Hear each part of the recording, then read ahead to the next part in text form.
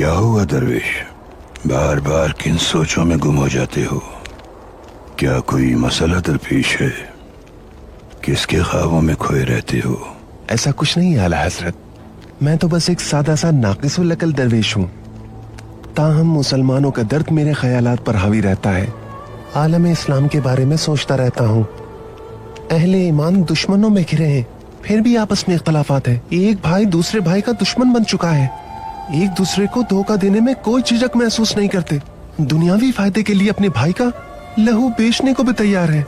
उम्मत का हाल अजियतनाक है।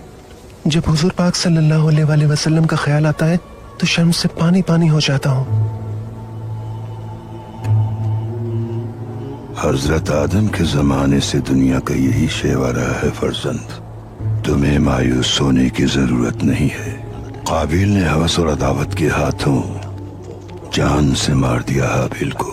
एक भाई के हाथों भाई का खून होने की वजह से दुनिया में तनाज़ात और फसादात की इब्तिदा हुई। जब भी दुनिया में कोई खून बहाता है तो वो काबिल है। जो इंसान किसी का भी कत्ल करता है वो अपने भाई को मारता है। तुम्हारा एक भाई कातिल हो सकता है और दूसरा अल्लाह का दोस्त। अगर तुम काबिल के बजाय हाबिल के रास्ते पर चलोगे तो तुम अल्लाह के दोस्त बन जाओगे।